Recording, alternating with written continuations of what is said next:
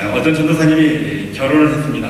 신혼방에 들어가서 짐을 정리하다가 사모님의 가방에서 조그만 통 하나를 발견했습니다. 궁금해서 사모님에게 물었습니다. 이게 뭐요? 그래서 사모님이 말씀하셨습니다. 다른 것은 몰라도 이것만 절대로 열어보시면 안 돼요. 알았죠? 그렇게 다짐을 했습니다. 전도사님 궁금했지만 완강하게 부모님 말리는 통에 알았다고 약속을 했습니다. 그리고 그 일을 잊어버리고 20년이라고 하는 세월이 흘렀습니다. 20년간 목회를 하면서 어느 날 이사를 하게 되어서 짐을 정리하다가 20년 전에 그 통을 우연히 발견하게 되었습니다. 목사님은 속으로 이제 한 20년 지났는데 설마 괜찮겠지 하면서 살짝 통을 열어보셨습니다. 그래서 그 안에 현금 2,000불과 달걀 3개가 들어있었습니다. 목사님이 너무 궁금해서 사모님에게 사실을 말씀드리고 물어봤습니다. 내가 이걸 살짝 들여다봤는데 도대체 이게 뭐요?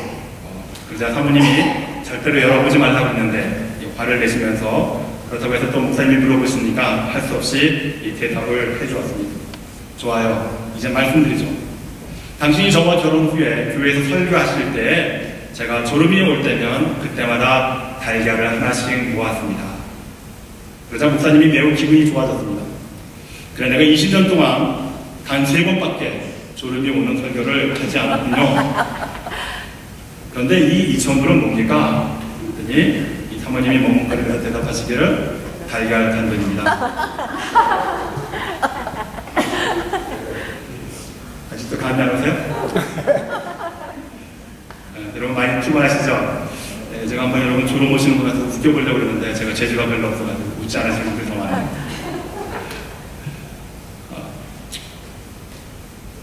여기까지 설명했으면 참 좋을 텐데, 그죠? 자, 우리 11월 달에 들어서 제가 11월에 목회 초점을 감사하게 하옵소서 이렇게 생각하고 있습니다. 왜냐하면 11월은 우리가 추수감사 주일이 있기 때문입니다. 그런데 올해도 경기가 별로 좋지 않아서 그런지 여러분들의 표정이 11월이 되어도 참 무거워 보이십니다. 얼마나 힘드십니까? 목사로서도 이 11월 추수감사 주일이 있고요. 또 12월 달에 되면 크리스마스가 있고요. 또 1월 달에는 신년주일이 있고요. 3월 달에는 또 부활주일이 있습니다. 그래서 참 연속해서 계속해서 부담이 되는 주일들의 연속입니다. 해마다 이맘때가 되면 교회가 무슨 헌금만 드리는, 그래서 헌금을 강요당하는 것 같은 그런 부담감을 떨쳐버릴 수가 없게 됩니다. 오늘 본문의 말씀은 사도 바울이 고린도 교회에게 기근 속에서 신음했던 예루살렘 교회를 도와달라고 하는 그런 내용이었습니다. 이 일을 이미 1년 전에 이 고린도 교회가 예루살렘 교회에 처한 어려운 상태를 보면서 돕기로 결정을 했지만 1년이 지나도록 돕지 않는 상태로 있었던 그런 상황이었습니다. 그래서 오늘 저는 여러분들과 함께 고린도 교회가 이 어려움에 처한 예루살렘 교회를 돕기로 결정해놓고 어찌하여 찾을 길을 미루면서 1년 동안이나 지난 그때에도 이 사도 바울이 권면하는 이 말씀처럼 미뤄왔는가, 그 이유를 생각하면서 오늘 우리가 살아가는 이 시대에 지속되는 불경기 속에서 또한 여러 가지 이 어려운 현실 속에서 우리들이 어떻게 이 교회의 절기가 집중된 이 계절에 헌금 생활을 감당해야 될지를 한번 살펴보기를 원합니다. 사도 바울은 당시 고린도 교회 성도들에게 고린도 후서 8장 9절에서 예수님의 은혜를 이렇게 설명합니다. 뒤에 보니까 김혜덕 집사님입니다. 설교 끝나고 부탁드립니다. 고린도서 8장 9절에서 사도 바울이 이 고린도 교회에 예수님의 은혜를 소개하면서 우리 주 예수 그리스도의 은혜를 너희가 알거니와 부요하신 자로서 너희를 위하여 가난하게 되심은 그의 가난함을 인하여 너희로 부요케 하려 하심이니라. 이런 말씀이십니다. 여기서 사도 바울은 예수님께서 부요하신 자임에도 불구하고 가난하게 되셨다는 것입니다. 부요하다, 이 리치에 해당하는 헬러 프로시오스라고 하는 말은요, 신분적으로 아주 고결하고 물질적으로도 풍부한 상태를 묘사하는 말입니다. 즉 예수님의 부요하심은 예수님은 만왕의 왕이시며 만유의 주이시기 때문에 모든 것을 그분의 능력으로 차고 넘치게 하실 수 있는 분이라는 겁니다. 그런데 그분이 가난하게 되셨다. 예수님의 가난이란 그분이 스스로 자신의 모든 지위와 그 지위에서 누릴 특권을 포기하셨다는 뜻입니다. 즉 하늘나라의 보좌의 영광을 보시고 이 땅에 오셔서 십자가에 죽으셨습니다. 그 십자가에서 죽으심의 원인이 바로 우리를 부욕해 하기 위함이셨다는 것입니다. 이것이 고린도 교회 성도들에게 사도 바울이 소개하고 있는 우리 주 예수 그리스도의 은혜입니다. 사도 바울이 이처럼 예수님의 은혜를 설명하는 이유는 1년 전에 고린도 교회가 고통 중에 있는 예루살렘 교회를 도우려고 결정했지만 1년이 지난 지금까지 하지 못하고 있는 것을 보면서 이 일을 해야 하고 할 수 있는 것을 말하기 위함이었습니다. 그렇다면 고린도 교회는 왜 예루살렘 교회가 고통 가운데 있을 때 도우리라고 결정하였음에도 불구하고 1년이 지나도록 미루고 있었을까요? 이것은 사도 바울이 고린도 교회에 보낸 편지 내용을 전체적으로 살펴보면 우리가 금방 알게 됩니다. 특별히 고린도 후서를 읽어보면요, 거의 매장마다 책망과 바르게 하는 일임을 우리가 알게 됩니다. 예를 들면 당파 싸움, 잘못된 성관계, 법정 소송, 음란에 관한 무감각, 또 결혼과 독신에 대한 잘못된 관념들, 우상 제물에 대한 잘못된 이해, 성찬에 대한 잘못된, 그 다음에 연보에 대한 잘못된 인식들, 또 사랑이 식어지는 문제, 그리고 그리스도의 몸의 부활을 부정하는 문제 등 모든 것들이 이 문제들이 고린도 교회 안에서 일어나고 있었다는 것입니다. 바울은 이러한 형편들을 들으면서 눈물을 흘리면서 이 고린도 서신을 써서 고린도 교회에게 보냈다는 겁니다. 이처럼 고린도 교회는 문제가 많은 교회였습니다. 이런 문제 속에서 서로 다투고 논쟁함으로 인해서 그리스도의 예수의 은혜가 그들의 마음 속에서 사라지고 있었습니다. 이러한 문제들로 인해서 점차로 영적인 상태가 식어져 가고 있었습니다. 그리스도 예수의 은혜, 그 영적인 수준이 식어짐으로 인해서 다른 사람들의 어려움을 보살필 여유가 없어지게 된 것입니다.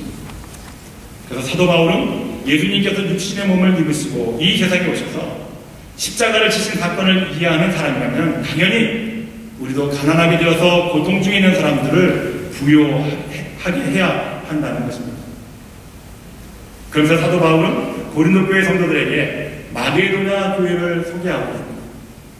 이 마게도냐의 교회들은 빌립보나 데살로니가 혹은 베레아에 있는 교회들을 말합니다. 이 교회들이 당시 처한 상황에 대해서 환란의 많은 시련이나 극한 가난 중에 있다라는 표현을 우리에게 보여주고 있습니다. 이러한 환란이 많은 시련, 또 극한 가난이 어떻게 해서 이루어졌는가? 그 당시에 로마의 네로 황제가 다스리고 있었던 때였습니다. 로마의 네로 황제는 우리가 잘 알듯이 광기로 유명한 사람이었습니다. 특별히 예수 믿는 사람들을 붙잡아가지고 사자밥이 되게 하고 서로 싸우게 하여서 죽게 만드는 것을 보면서 즐겼던 사람이었습니다. 그래서 예수 믿는 것만으로도 많은 시련과 극한 가난을 경험하고 있었던 그런 상황이었습니다. 그런데 이러한 혁명 가운데서도 마게도냐 교회들은 풍성한 연보를 넘치도록 하고 있는 것을 우리에게 보여주고 있습니다. 마게도냐 교회들은 모든 생활 여건이 풍성하거나 사회적인 환경이 좋은 형편 가운데 허무한 것이 아니었습니다. 이와 같이 이처럼 이 마게도냐 교회가 그러한 사회적인 어려운 상황 속에서도 풍성한 연보가 넘칠 수 있는 이유에 대해서 사도 바울은 고린도후서 8장 4절에서 이렇게 밝히고 있습니다. 이 은혜와 성도 섬기는 일에 참여함에 대하여 우리에게 간절히 구한다. 즉 헌금을 드리는 일은 성도를 섬기는 일에 참여하는 것이라고 우리에게 설명해주고 있습니다. 여기에서 참여하다라고 하는 말은 헬라어로 우리가 잘 알고 있는 코이노니아라는 말입니다. 우리가 코이노니아라고 할 때 큰 뜻을 놓고 우리가 얘기할 때는 교제다 그렇게 얘기하죠. 그런데 그냥 막연하게 교제가 아니라 좀 더 깊은 의미로서의 교제는 코이노니아는 서로 가진 것을 나누면서 서로의 필요를 채워주고 서로의 삶에 참여하는 것을 말하는 것입니다. 그래서 이 말씀의 전체적인 뜻은 이 마게도냐 교회가 그들의 외적인 형편은 어렵고 힘든 상황이었지만은 다른 사람들이 받고 있는 고통을 생각하면서 그 소식이 들릴 때마다 그들의 필요한 것을, 그 물자들을 공급해 주는 일에 참여했다는 것입니다. 그렇다면 성도를 섬기는 일에 참여하는 일이 구체적으로 무엇을 말하는 것입니까? 이 일에 대해서 로마서 15장 25절에서 26절이 이렇게 우리에게 설명해 주고 있습니다. 성도를 섬기는 일로 예루살렘에 가노니 이는 마게도니아와 아가야 사람들이 예루살렘 성도 중 가난한 자들을 위하여 얼마를 동정하였음이라. 이 동정이라고 하는 말이 나오는데 있는데 이 영어로는 컴패션이라고 하는 겁니다. 이 컴패션이라고 하는 말은 특별히 고통을 함께 분담한다. 그러므로 성도를 섬기는 일은요, 예루살렘 교회의 성도 중에 가난한 자들을 구제하는 일에 대해서 우리가 함께 그 고통을 분담한다, 나눈다, 이런 뜻입니다. 이들의 봉사에 대해서 사도 바울은 고린도후서 8장 3절에서 이렇게 말하고 있습니다. 내가 증거하노니 저희가 힘대로 할 뿐 아니라 힘에 지나도록 자원하여 라고 말합니다. 영어 성경은 이 말을 힘에 지나도록 자원하여 이 말에 대해서 beyond their ability라고 하는 말을 썼습니다. 즉 능력 이상으로 라는 뜻입니다. 그런데 마게도냐 교회들이 이처럼 많은 환난과 극한 가난 속에서도 힘이 지나도록 자원하여서 성도들을 섬기는 일에 참여한 동기가 무엇일까요? 무엇이 이들로 하여금 자신들의 삶이 많은 환난과 시련 속에 있었고 극한 가난이 그들과 함께 있었지만은 그들이 예루살렘 교회 성도들이 당하는 고통을 바라보면서 돕는 일에 참여한 그 이유, 그 행동을 가능하게 만들었던 것은 오늘 우리가 함께 읽은 이 본문의 말씀 고린도후서 8장 1절과 2절 말씀에서 우리가 찾아볼 수가 있습니다. 형제들아, 하나님께서 마게도냐 교회들에게 주신 은혜를 우리가 너희에게 알게 하노니 환난의 많은 시련 가운데에서 저희 넘치는 기쁨과 극한 가난이 저희로 풍성한 연고를 넘치도록 하게 하였느니라. 저희의 넘치는 기쁨과 극한 가난이 풍성한 연고를 드리게 함으로 성도를 섬기는 일에 참여하게 된 그 이유와 동기는요, 바로 하나님께서 마게도냐 교회에게 주신 은혜 때문이라는 것입니다. 여러분, 이 말씀을 주의 깊게 살펴보시기를 바랍니다. 대부분의 많은 사람들은 어려운 상황에서 내가 누구에게 받는 것만을 은혜라고 생각하는 경우가 많습니다.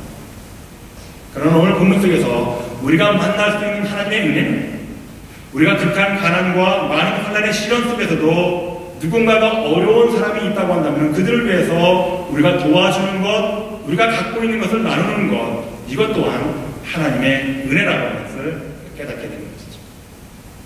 그래서 1절에서 바울은 고린도 교회 성도들에게 하나님께서 마게도냐 교회들에게 주신 은혜를 알게 한다, 그렇게 말하고 있고요. 그 은혜를 2절에서 기쁨으로 환난의 많은 시련과 극한 가난 가운데서도 풍성한 연보를 드리는 것으로 말하고 있는 것입니다.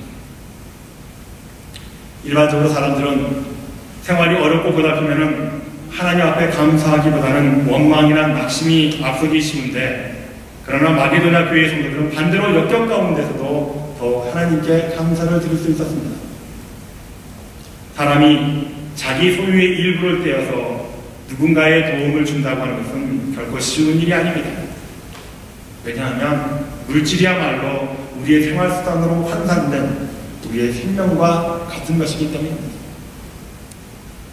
그러므로 우리는 신앙생활을 하면서 하나님의 나라와 그 하나님의 나라가 이 땅에서 더욱 번성하며 확장되어 나가는 이 일을 위하여 헌금을 드린다고 하는 것이 얼마나 소중하고 동시에 힘들다고 하는 사실을 우리가 알게 되는 것입니다.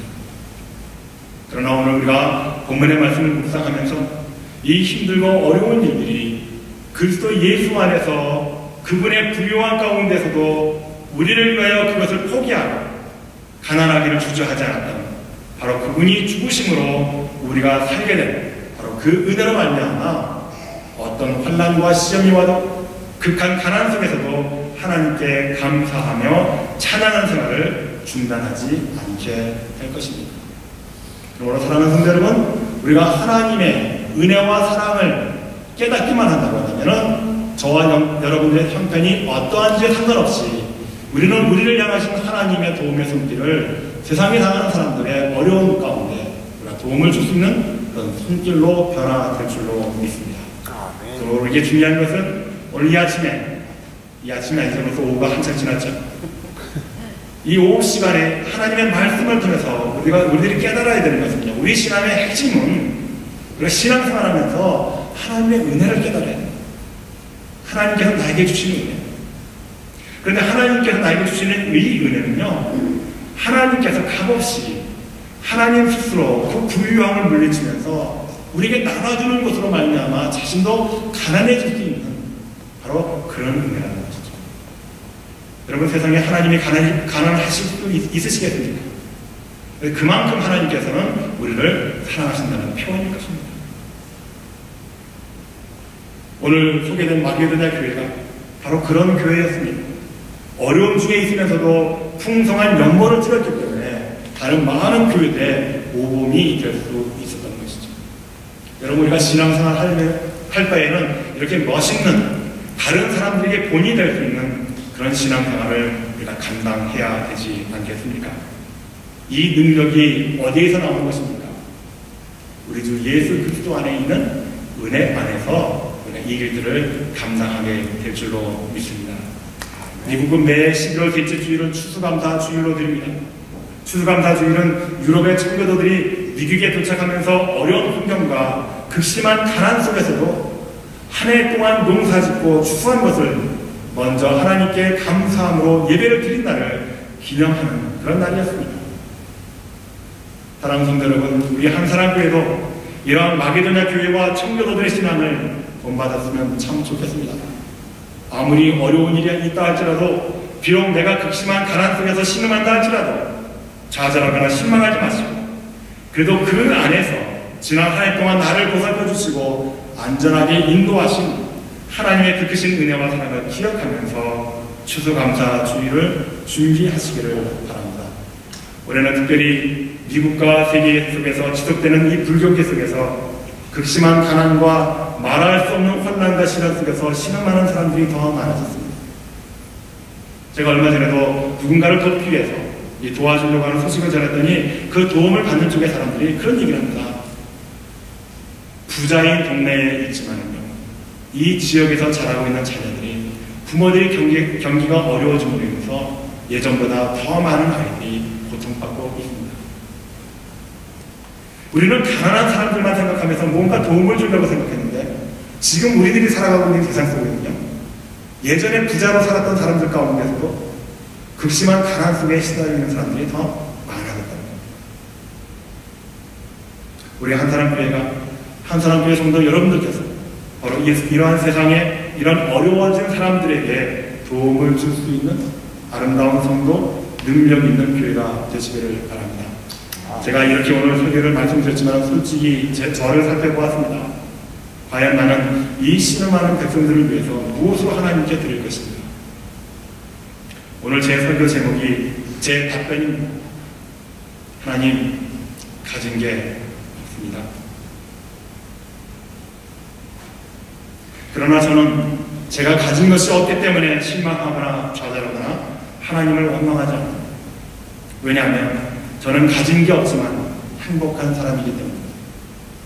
무엇 때문에 행복인가? 제 행복의 원인은 나는 비록 가진 것이 없고 가난하지만 나를 구원하신 그리스도 예수께서 나를 분명히 풍요롭게 만드실 것이라고 하는 믿음과 확신이 있기 때문입니다. 저는 그 주님을 믿기에 그 주님으로부터 넘쳐 흐르는 그 풍요로움으로 채워질 것을 확신합니다. 이 확신이 여러분의 믿음 안에서도 이루어지시기를 바랍니다. 우리가 무엇을 소유했기 때문에 무엇을 가진 것으로 인해서 남을 돕고자 한다고 한다면 그 돕는 날이 언제 오겠습니까? 비록 우리 손엔 가진 것이 없지만 하나님 앞에 그래서 울 수밖에 없는 안타까운 심정이지만, 그러나 하나님, 세상을 돌아보니 나보다 더 어려운 사람들이 더 많아졌습니다. 이 사람들을 어찌 해야 하겠습니까? 내가 가진 것이 무엇입니까? 네, 그 가진 것을 하나님 앞에 드릴 수 있는, 나눌 수 있는 우리들이 될 때에 마게도냐 성도들을 통해서 고린도 교회에 안니했던 신앙을 흔들어 놓았던 것입니다. 오늘 이 시대를 살아가는 저와 여러분들도 오늘 말씀을 통해서 다시 한번 우리들의 신앙이 흔들림을 받기를 원합니다. 하나님을 향한 우리들의 믿음으로 변화되기를 원합니다. 하나님의 뜻을 이루어갈 수 있는 여러분들의 능력의 신앙의 변화가 이루어지시기를 바랍니다. 언제까지 우리의 안전한 삶을 위해서 우리가 노력하면서 애써야 하겠습니까? 이제 충분하지 않습니까? 여기까지 왔다고 한다면 우리를 향하신 하나님의 뜻이 무엇인지를 다시 한번 깨닫고 바로 저와 여러분들이 이 한 사람 교회라고 하는 이 기관을 교회를 통해서 세상에 힘들고 어려워진 사람들을 많이 도울 수 있는 그런 교회가 되었으면 좋겠습니다. 제가 여러 날을 생각해봤습니다. 하나님 좀 1년에 골고루 이 절기 같은 것을 좀 배분해 주셔서 목사가 설교를 해도 좀 부담 없게 해주시지, 어쩌면 이 겨울에 한꺼번에 이렇게 헌금을 많이 내는 이 절기를 이렇게 몰아서 가지고 목사도 힘들게 하고 성도들도 어렵게 합니까?